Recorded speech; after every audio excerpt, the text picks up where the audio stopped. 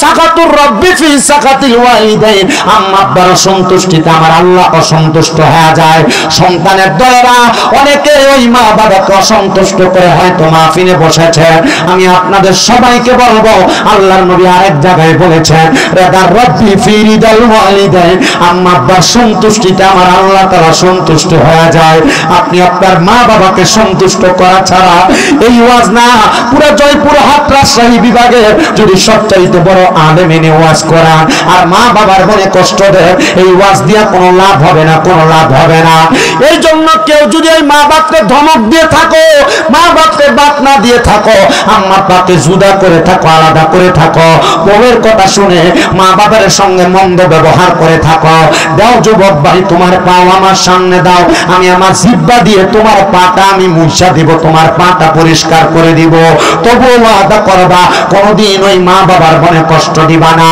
যদি কষ্ট দাও, আল্লাহর কসম করে বলি তোমার জীবনের সব বরবাদ হয়ে যাবে।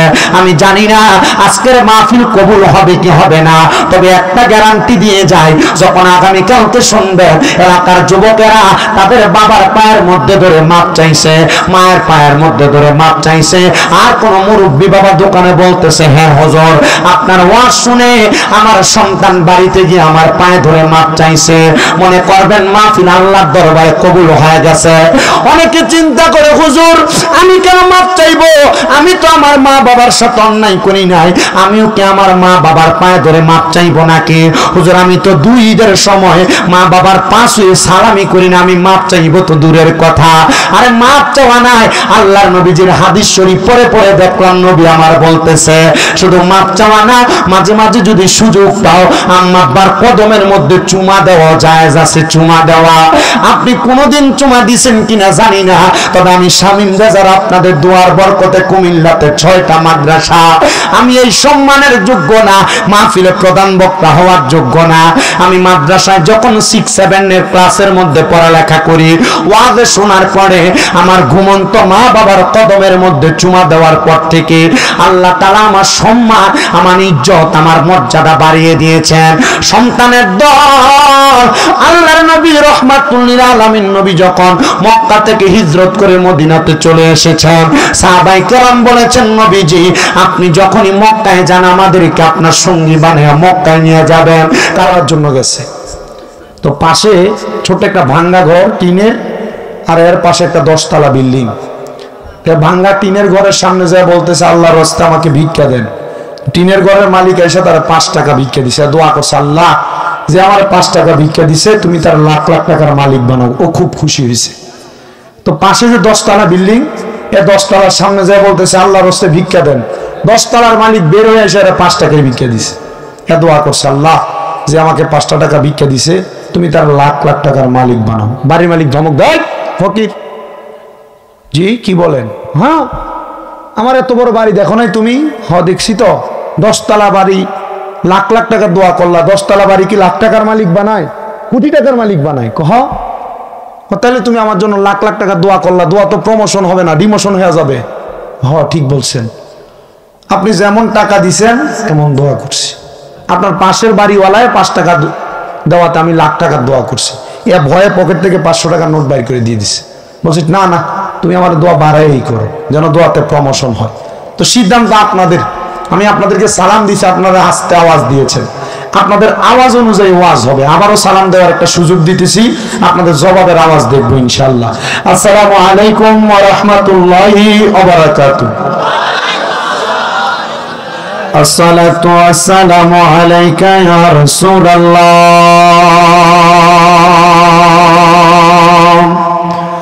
আসসালাতু ওয়াসসালামু আলাইকা ইয়া হাবিবাল্লাহ,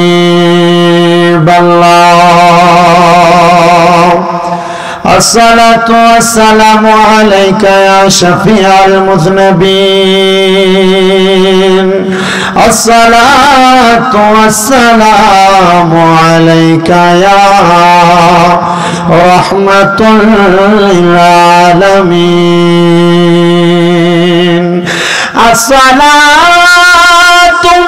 আসসালামু আলাইকুম ইয়া কুল্লুল আম্বিয়া, আসসালাতু السلام عليكم يا أهل بيت الصلاة والسلام عليكم يا كل الأولياء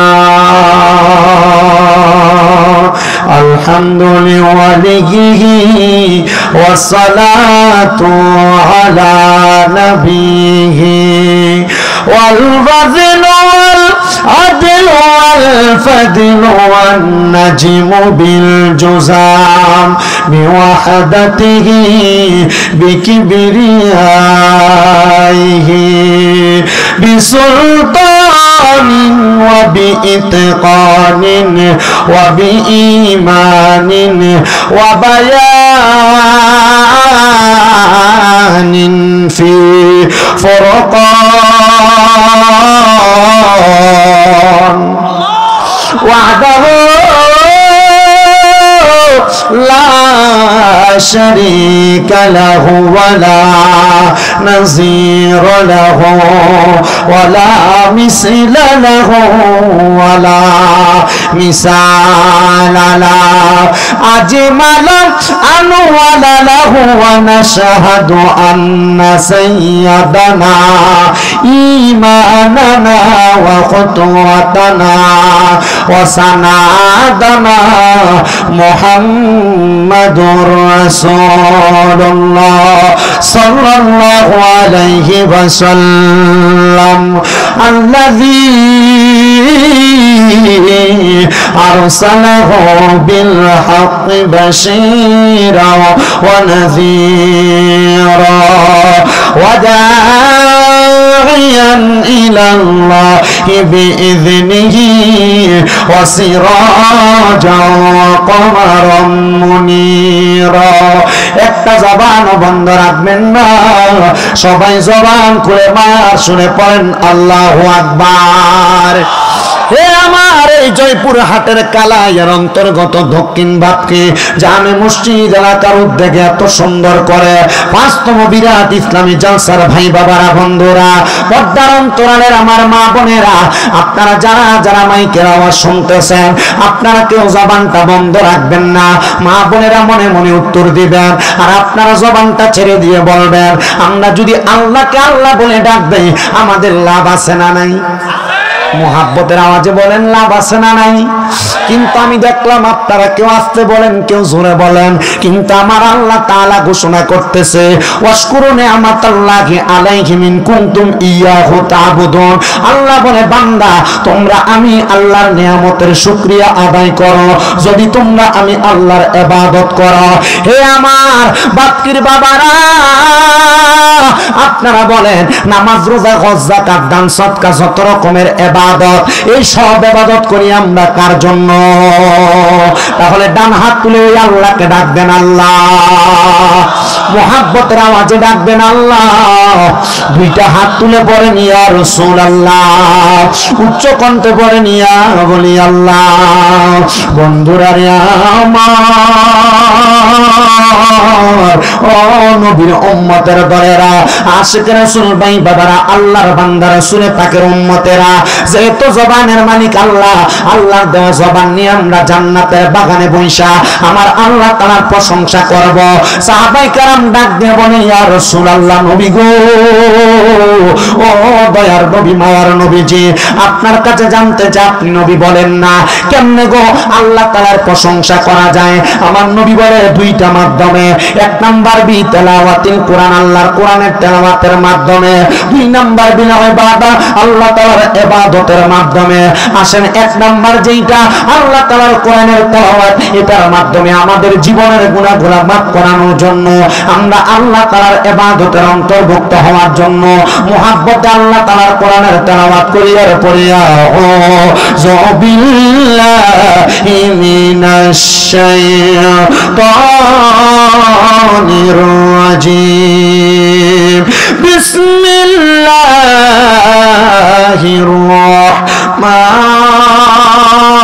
রাহমানির রহিম إنما يريد الله ليذهب عنكم الرجس أهل البيت ويطهركم تطهيرا. وقال تعالى في كلامه المجيد وفي فرقانه الحميد واعبدوا الله ولا تشركوا به شيئا وبالوالدين إحسانا. وقال في حديث الشريف عن أنس رضي الله تعالى عنه قال سمعت رسول الله صلى الله عليه وسلم إن من أشرط الساعات أن يرفع العلم ويكثر الزنا ويكثر الزنا ويكثر شرب الخمر ويقل الرجال ويكثر النساء حتى يكون ل50 امرأة القيم الواخر متفق عليه كما قال عليه الصلاة والسلام. وقال في حديث الشريف قال النبي صلى الله عليه وسلم رضا الرب في رضا الوالدين سخط الرب في سخط الوالدين أو كما قال عليه الصلاة والسلام. وقال في حديث الشريف قال النبي صلى الله عليه وسلم الحسن والحسين سيدا شباب أهل الجنة أو كما قال عليه الصلاة والسلام. وقال في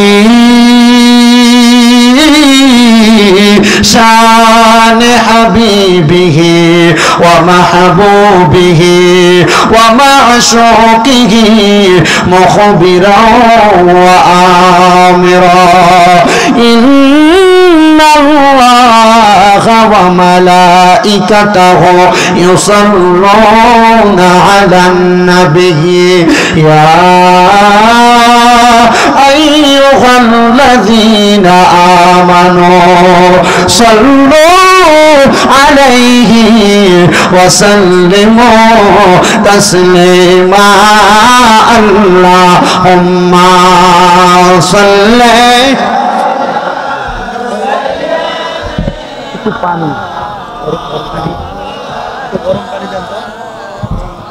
وعلى آل سيدنا চাউন তুলে দেন একটু আর জবান খুলে মোহাব্বতের আওয়াজে পড়েন আল্লাহুম্মা সাল্লি আলা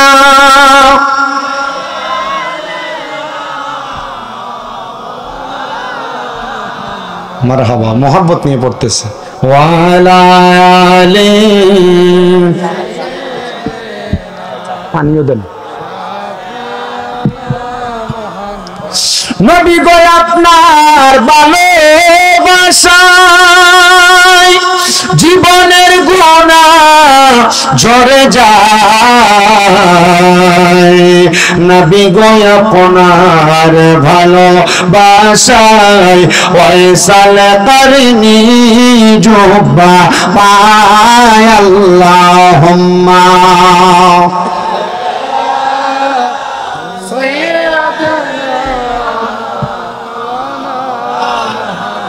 محمد وعلى آل سيدنا বেলা যখন শেষ হইবে পায়ের তরি থাকে না সময় থাকতে মুর্শিদ ধরে পথ করে নাও সাধনা। আল্লাহুম্মা সাল্লি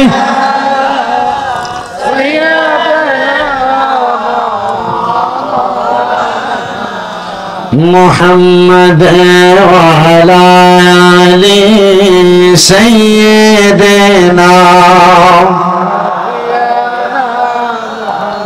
লা ইলাহা ইল্লাল্লাহ লা ইলাহা আল্লাহ ছাড়া মাবুদ নাই পরেন নবীজি ছাড়া উপায় নাই বলেন আল্লাহ ছাড়া মাবুদ নাই নবীজি ছাড়া উপায় নাই। ওই নবীকে পাইতে হইলে ওই নবীকে লে আল্লাহর অলিদের দয়া চাই লা ইলাহা ইল্লাল্লাহ লা ইলাহা হায়রে নামাজ রোজা চাই রহনা কেহ মা বাবার খেদমত চাই রহনা বলেন নামাজ রোজা চাই রহনা কেহ মা বাবার খেদমত চাই রহনা আমার নবীজির দরুদ বইল না বলেন নবীর দরুদ আমার নবীও তোমায় বলবে না লা ইলাহা লা কালেমা লা ইলাহা হায়রে অনেক দূরে মদিনা আমরা কেমনে যাব জানি না জয়পুরহাটের কালাইয়ের ভাবকির মানুষ আপনারা বলেন আমরা সবাই মদিনা যাইতে চাই কি চাই না কারা কারা মদিনা যাইতে চাই জবান খুলে একটা তাকবীর দেয় না রে তাকবীর আওয়াজটা একবার আসতে হইছে আমার মনে হয় না এই আওয়াজ দিয়ে আপনারা এয়ারপোর্ট পর্যন্ত যাইতে পারবেন ও মুসলমান মদিনা যাইতে হইলে আওয়াজ কিন্তু জোরে না মদিনা যাইতে হইলে ইমানি আওয়াজ দেওয়া লাগবে যেমন ইমানি আওয়াজ দিয়েছিল হযরতে শাহজালাল ইয়ামিনী যেমন ইমানি আওয়াজ দিয়েছিল হযরতে বুরহানুদ্দিন আউলিয়া যেমন ইমানি আওয়াজ দিয়েছেন হযরতে নাসিরউদ্দিন সিপাহসালা বলে হুজুর তারা কারা তারা হইল বাংলাদেশের জমিনে ইসলামকে জিন্দা করনেওয়ালা ইসলামের পথ দেখানেওয়ালা হুজুর কেন আরে বাংলার মুসলমান এরা কিন্তু লুঙ্গি পরতো না বাংলার মুসলমান ধুতি পরে ঘুরতো এই বাংলার মুসলমানেরা এরা জানতো না কেমনে মুসলমানিত্ব রক্ষা করবে গুরু গোবিন্দ বাদশা মানুষদেরকে সনাতন ধর্মাবলম্বী বানাইছে কিন্তু হযরতে শাহজালাল ইয়ামিনী সহ 360 জন আউলিয়া ইয়ামেন থেকে যখন রাসূল পাকের হুকুম পাইয়া বাংলাদেশের জমিনে আগমন করলো গুরু গোবিন্দ বাদশা চিন্তা করলো কেমনে রে মুসলমানরা আমরা দমাইব মুসলমান যদি এখন তাদের কাজ শুরু করে দেয় তাইলে আমরা তো আমাদের বাপ দাদার ধর্ম টিকে রাখতে পারবো না ও মুসলমান এবার ওই গুরু গোবিন্দ বাদশা হযরতে শাহজালাল ইয়ামিনী সহ ওনার সকল সফর সঙ্গীরা যখন সুরমা নদী না পার হইতে পারে ওই সুরমা নদীটারে তারা আক্রমণ করে বন্ধ করে রাখছে আর হযরতে শাহজালাল ইয়ামিনী এমন আল্লাহর খাস বান্দা ছিল গো উনি যেই নামাজের মুসল্লাটা বিছায়া নামাজ পড়তেন ওই মুসল্লাটা সুরমা নদীর উপরে বিছায়া আল্লাহু আকবারের ধ্বনি দিয়া নামাজরত অবস্থায় সুরমা নদী পার হয়ে গেছে এবার বলতেছে মুসলমান তো আস্তে আস্তে গুরু গোবিন্দ বাদশা রাজপ্রাসাদ ভাঙতে আসতেছে রাজপ্রাসাদের ভিতর থেকে মুসলমানদেরকে তীর নিক্ষেপ করা হলো এবার হযরতে শাহজালাল ইয়ামিনী বলে আসুনি আমার দলের মধ্যে 360 জনের মধ্যে একজন যদি থাকো যার 40 দিন আসরের নামাজ কাজা হয় না আসরের নামাজের সুন্নত কাজা হয় নাই ওই ব্যক্তি দাঁড়াও আমার সামনে এসে তুমি আযান দাও এবার হযরতে নাসিরউদ্দিন সিপাহসালা রাহমাতুল্লাহ আলাইহি হাত তুললেন উনি বলেন হুজুর আমি আছি আসরের নামাজের সুন্নত আমার 40 দিন কাজা হয় নাই ফরজ না সুন্নত ফরজ না সুন্নত তাহলে ফরজ নামাজ কাজা দূরের কথা সুন্নত নামাজও কাজা করে নাই আল্লাহর ওলিগণ আল্লাহর নেককার বান্দাগণ ও মুসলমান নাসিরউদ্দিন সিপাহসালা হাতটা তুললেন হাতটা তুইলা বলতেছেন ও জগতের মানুষ আমি আজান দিব হযরত নাসিরউদ্দিন সিপাহসালার যখন আজান দিলেন আজান দেওয়ার সাথে সাথে ওই হিন্দু গুরু গোবিন্দ বাদশার রাজপ্রাসাদটা ভাঙ্গা মাটির সাথে ধুলিস্যাৎ হয়ে গেছে এটা মুসলমানের গায়ের জোরের পাওয়ার না এটা মুসলমানের ঈমানের পাওয়ার কথা কোন ঠিক কিনা ওই নাসিরউদ্দিন সিপাহসালা রাহমাতুল্লাহ আলাইহি এখনো পর্যন্ত সিলেটের হবিগঞ্জে সোনারঘাটে শুয়ে আছেন আমি আপনাদেরকে ধারাবাহিকভাবে কয়েকটা কথা বলে যাব ওনার মাজারটা ওনার কবরটা মাকবারাটা আমাদের এলাকার মধ্যে মানুষকে কবর দেওয়া হয় মাকবারা করা হয় মাজার করা হয় এটা করা হয় উত্তর এবং দক্ষিণে কিন্তু উনি মারা যাওয়ার আগে সকল মানুষকে বলে গিয়েছিল আমাকে তোমরা উত্তর দক্ষিণে মাটি দিবা না আমাকে আগে তোমরা পশ্চিম এবং পূবে মাটি দিবা। এবার ওনার বক্তবিন্দুরা বলেছেন হুজুর আপনার কথা মানা হবে। আলেম সমাজ ওনার ইন্তেকালের পরে ওনারে পশ্চিম এবং পূবে মাটি দিতে দেন নাই, ওনাকে উত্তর এবং দক্ষিণে মাটি দিয়েছে। আল্লাহর কসম রে, ওই আল্লাহ পাকের বান্দা তেমন মাদারজাত আল্লাহর ওলি ছিলেন, এমন শক্ত ওলি ছিলেন, এমন আল্লাহওয়ালা ব্যক্তি ছিলেন। ওনাকে মাটি দিয়া 40 কদম যাওয়ার আগে একটা আওয়াজ হইয়া কবরটা আবার পশ্চিম এবং পূবে হয়ে গেছে। এটার কারণ কি?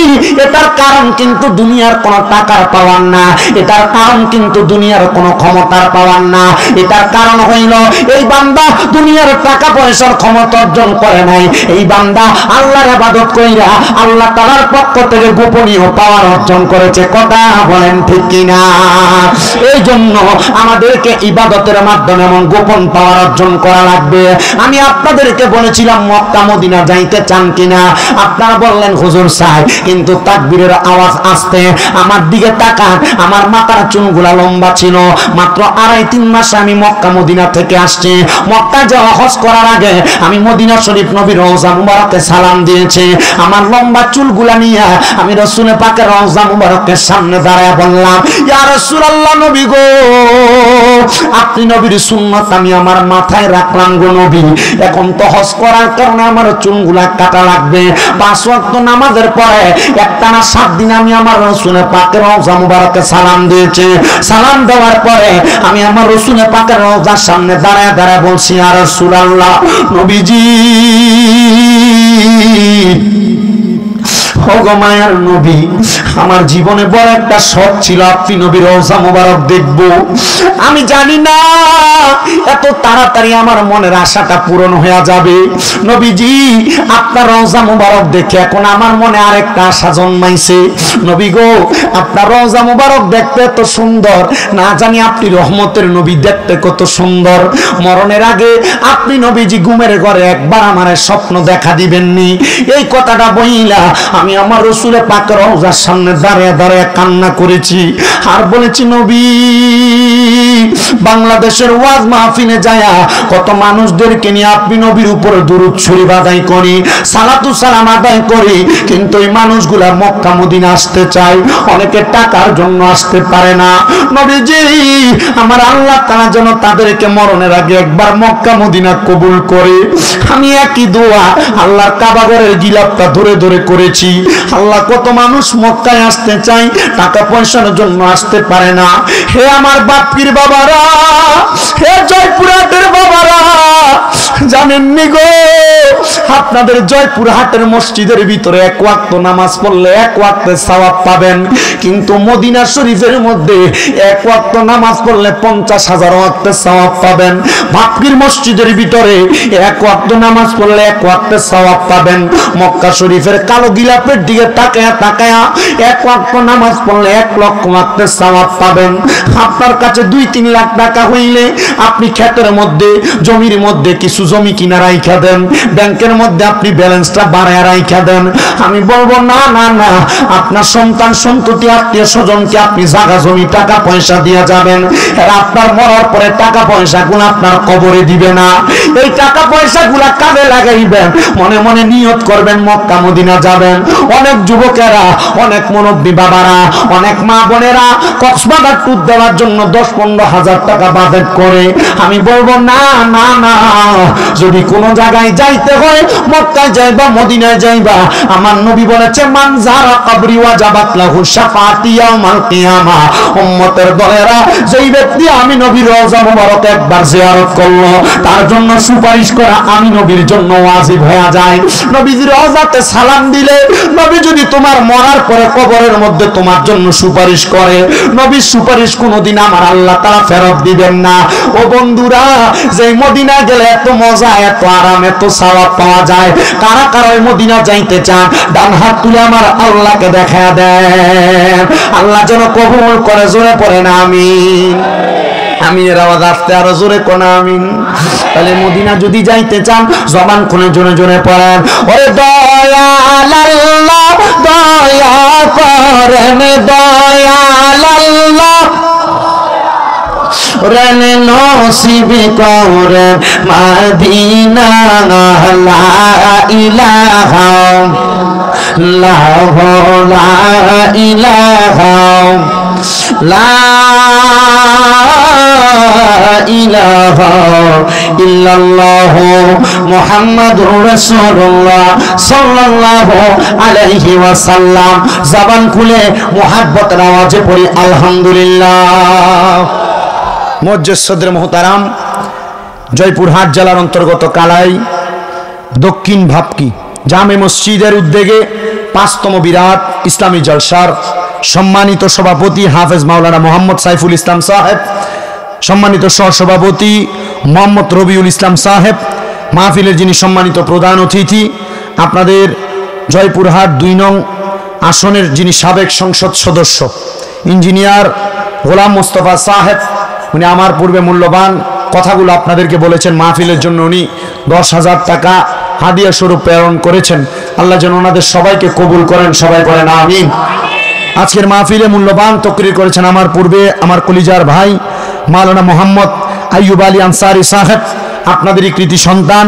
বিশেষ করে মাহফিলের সম্মানিত বিশেষ অতিথিবৃন্দ জনাব আবুল খায়ের গোলাম মাওলা সাহেব, মোহাম্মদ আব্দুল বাসেদ সাহেব, মোহাম্মদ হাবিবুর রহমান চৌধুরী সাহেব, মোহাম্মদ তরিকুল ইসলাম মোল্লা লিটন সাহেব, মোহাম্মদ গোলাম রব্বানী প্রামাণিক সাহেব, মোহাম্মদ মতিউর রহমান ভাদন সাহেব, আলহাস আনিসার রহমান মন্ডল সাহেব, মোহাম্মদ লিটন মন্ডল সাহেব, মোহাম্মদ সানাউল ইসলাম সাহেব, আলহাস ইসমাইল শাহিদার সাহেব সহ এলাকার যুব সমাজ, দাড়িপাকা মুরব্বী বাবারা, যুবক নৌজওয়ান ভাইয়েরা, পর্দার অন্তরালের আমার মা বোনেরা, অবলা সরলা সকল শ্রেণীর মানুষ, সবার প্রতি আমার উদাত্ত আহ্বান থাকবে। আপনারা বলেন, এই সুন্দর জান্নাতের বাগান হয়েছে, আপনারা সবাই খুশি না বেজার? যারা যারা খুশি মুহাব্বতের আওয়াজে পড়ি আলহামদুলিল্লাহ। বলেন আলহামদুলিল্লাহ এবং শুকরিয়া আদায় করলে নিয়ামত বাড়িয়ে দেয় কে? সাহাবায়ে কেরাম বলেছে, ইয়া রাসূলুল্লাহ কেমন নিয়ামত বাড়িয়ে দেয়? নবীজি বলেছেন এমন নিয়ামত বাড়িয়ে দেয় যখন বান্দা আল্লাহ শুকরিয়া আদায় করে, আল্লাহ বান্দাকে 10টা নিয়ামত দান করে। কয়টা নিয়ামত? বলে বলেন কয়টা নিয়ামত? 10টা নিয়ামতের কথা আমি আপনাদেরকে বলছি। তারপর আমি আমার বয়ানের সূচনার মধ্যে যে আয়াতে কারিমা তেলাওয়াত করেছি তার উপর বয়ান করতেছি। 1 নাম্বার, আল্লাহর কোন বান্দা যদি আল্লাহ তাআলার প্রশংসা করে শুকরিয়া আদায় করে, আমার আল্লাহ তাআলা ওই বান্দার হায়াত বাড়ায় দেয়। জোরে বলেন সুবহানাল্লাহ। 2 নাম্বার, আল্লাহর কোন বান্দা যদি আমার আল্লাহ তাআলার প্রশংসা করে, আমার আল্লাহ তাআলা বান্দার অভাব অনটন দূর করে দেয়, রিজিকের ব্যবস্থা করে। 3 নাম্বার, বান্দার যদি কঠিন কোন রোগ বা মুসিবত থাকে, আমার আল্লাহ তাআলা বান্দার কঠিন রোগ বা মুসিবত দূর করে দেয়। 4 নাম্বার, বান্দা যদি কঠিন কোন বিপদের মধ্যে থাকে, আমার আল্লাহ তাআলা বান্দাকে বিপদ থেকে উদ্ধার করে দেয়। 5 নাম্বার, ওই বান্দা যখন ইন্তেকাল করে, আমার আল্লাহ তাআলা বান্দাকে ঈমানের সাথে মরণ দান করে। 6 নাম্বার, ওই বান্দাকে যখন কবরের মধ্যে রাখা হয়, দুনিয়ার মানুষ দেখে বান্দার কবরের মধ্যে কোনো কিছু নাই, কিন্তু আমার আল্লাহ তাআলা 3 জন ফেরেশতার মাধ্যমে বান্দার কবরে জান্নাতে বিছানা বিছায়া দেয়। 7 নাম্বার, ওই বান্দার কবরের মধ্যে যখন মানুষ মিনহা খলাকনাকুম ওয়া ফিহা নুঈদুকুম ওয়া মিনহা নুখরিজুকুম তারাতান উখরা বলে মাটিগুলো রেখে দেয়, তখন বান্দার কবরটার মধ্যে কোনো আলো বাতাস থাকে না। আর আমার আল্লাহ তাআলা ওই বান্দা দুনিয়াতে আল্লাহ তাআলা শুকরিয়া আদায় করার কারণে বান্দার চেহারার মধ্যে একটা নূরের আলো প্রজ্বলিত করে দেয়। বলেন সুবহানাল্লাহ। শুধু তাই নয় মুসলমান, 8 নাম্বার, ওই বান্দার কবরের মধ্যে যখন ফেরেশতা আগমন করবে, মুনকার এবং নাকির, মুনকার নাকির 2 জন ফেরেশতার আগমনে বান্দার সওয়ালের জবাবগুলো সহজ করে দেওয়া হবে। 9 নাম্বার, ওই বান্দাকে ফুলসের আপনার বিজলির মতো পার করে দেওয়া হবে। আর 10 নাম্বার, বান্দাকে সর্বশেষ ফাদাখালাল জান্নাহ বলে জান্নাতের দিকে আহ্বান করা হবে। এই জন্য সবাই আরেকবার মুহাব্বতের আওয়াজে পড়ি শুকরুলিল্লাহ আলহামদুলিল্লাহ। আমার আমার দক্ষিণ বাপ্পির বাবারা, ও আমার কালাইয়ের জয়পুর হাটের বাবারা, একটু মনোযোগ দিয়ে বয়ানটা শ্রবণ করবেন। আমাকে মাহফিল কমিটি বলেছেন, হুজুর আপনি মাহফিলের মধ্যে কারবালার একটু বয়ান করার চেষ্টা করবেন। আমি চেষ্টা করব আপনাদেরকে ধারাবাহিক বয়ান করার জন্য, কিন্তু আমার কাছে বড় কষ্ট লাগছে। যখন আমি এলাকার মধ্যে প্রবেশ করেছি, যে ঘরের মধ্যে বসেছি, ওই ঘরের মধ্যে বসার পর যখন সবাই আমাকে অত্যন্ত আপ্যায়ন করেছে, করার পরে যখন ঘরের মধ্যে কেউ নাই, একজন মহিলা পর্দার অন্তরাল থেকে আমাকে আওয়াজ দিয়ে বলেছে, হুজুর এই এলাকার ছেলে পেলেদেরকে একটু ওয়াজ করে দিয়ে যাবেন। অনেক ছেলে পেলেরা মা বাবার সঙ্গে খারাপ ব্যবহার করে। আমি চিন্তা করলাম, মা বাবার মনে কষ্ট দিয়ে কিসের ওয়াজ মাহফিল করবেন? মা বাবার মনে কষ্ট দিয়ে কিসের জান্নাতের বাগান মাহফিল সাজাইবেন? মা বাবার মনে কষ্ট দিয়া কেমন করে মসজিদের মধ্যে নামাজ পড়বেন? মনে রাখবেন, আল্লাহর কোরআনুল কারীম এবং রাসূল পাকের হাদিস প্রমাণ করে, যদি দুনিয়ার জমিনের মধ্যে কোন সন্তান তার মা বাবার মনে কষ্ট দেয়, আমার আল্লাহ তার প্রতি বেজার হয়ে যায়। আল্লাহর নবী বলেন, সাকাতুর রব্বি ফি সাকাতিল ওয়ালিদাইন, আম্মা আব্বার সন্তুষ্টিতে আমার আল্লাহ অসন্তুষ্ট হয়ে যায়। সন্তানের দয়েরা অনেকে ওই মা বাবাকে অসন্তুষ্ট করে হয়তো মাহফিলে বসেছে। আমি আপনাদের সবাইকে বলবো, আল্লাহর নবী আরেক জায়গায় বলেছেন, রাদার রব্বি ফি রিদাল ওয়ালিদাইন, আম্মা আব্বার সন্তুষ্টিতে আমার আল্লাহ তাআলা সন্তুষ্ট হয়ে যায়। আপনি আপনার মা বাবাকে সন্তুষ্ট করা ছাড়া এই ওয়াজ না, পুরো জয়পুর হাট রাজশাহী বিভাগে যদি সবচাইতে বড় আলেম এনে ওয়াজ করান আর মা বাবার মনে কষ্ট দেয়, এই ওয়াজ দিয়া কোনো লাভ হবে না, কোনো লাভ হবে না। এই জন্য কেউ যদি এই মা বাপকে ধমক দিয়ে থাকো, মা বাপকে বাপ না দিয়ে থাকো, আম্মা বাপকে জুদা করে থাকো, আলাদা করে থাকো, বউয়ের কথা শুনে মা বাবার সঙ্গে মন্দ ব্যবহার করে থাকো, দাও যুবক ভাই তোমার পাও আমার সামনে দাও, আমি আমার জিহ্বা দিয়ে তোমার পাটা আমি মুছা দিব, তোমার পাটা পরিষ্কার করে দিব, তবুও ওয়াদা করবা কোনদিন ওই মা বাবার মনে কষ্ট দিবা না। যদি কষ্ট দাও, আল্লাহর কসম করে বলি তোমার জীবনের সব বরবাদ হয়ে যাবে। আমি জানি না আজকের মাহফিল কবুল হবে কি হবে না, তবে একটা গ্যারান্টি দিয়ে যাই, যখন আগামী কালকে শুনবে এলাকার যুবকেরা তাদের বাবার পায়ের মধ্যে ধরে মাপ চাইছে, মায়ের পায়ের মধ্যে ধরে মাপ চাইছে, আর কোন মুরব্বী বাবা দোকানে বলতেছে, হ্যাঁ হুজুর আপনার ওয়াজ শুনে আমার সন্তান বাড়িতে গিয়ে আমার পায়ে ধরে মাপ চাইছে, মনে করবেন মাহফিল আল্লাহর দরবারে কবুল হয়ে গেছে। অনেকে চিন্তা করে, হুজুর আমি কেন মাপ চাইবো? আমি তো আমার মা বাবার সাথে অন্যায় করি নাই, আমিও কি আমার মা বাবার পায়ে ধরে মাপ চাইবো নাকি? হুজুর আমি তো দুই ঈদের সময় মা বাবার পা ছুঁয়ে সালামি করি না, আমি মাপ চাইবো তো দূরের কথা। আরে মাপ চাওয়া নাই, আল্লাহর নবীজির হাদিস শরীফ পড়ে পড়ে দেখলাম নবী আমার বলতেছে, শুধু মাপ চাওয়া না, মাঝে মাঝে যদি সুযোগ পাও আম্মা আব্বার কদমের মধ্যে চুমা দেওয়া জায়েজ আছে, চুমা দেওয়া। আপনি কোনোদিন চুমা দিছেন কিনা জানি না, তবে আমি শামীম রেজার আপনাদের দোয়ার বরকতে কুমিল্লাতে 6টা মাদ্রাসা, আমি এই সম্মানের যোগ্য না, মাহফিলে প্রধান বক্তা হওয়ার যোগ্য না। আমি মাদ্রাসায় যখন 6-7 এর ক্লাসের মধ্যে পড়ালেখা করি, ওয়াজে শোনার পরে আমার ঘুমন্ত মা বাবার কদমের মধ্যে চুমা দেওয়ার পর থেকে আল্লাহ তাআলা আমার সম্মান, আমার ইজ্জত, আমার মর্যাদা বাড়িয়ে দিয়েছেন। সন্তানের দল আল্লাহর নবী রাহমাতুল লিল আলামিন নবী যখন মক্কা থেকে হিজরত করে মদিনাতে চলে এসেছেন, সাহাবায়ে কেরাম বলেছেন, নবীজি আপনি যখনই মক্কায় যান আমাদেরকে আপনার সঙ্গী বানিয়ে মক্কায় নিয়ে যাবেন।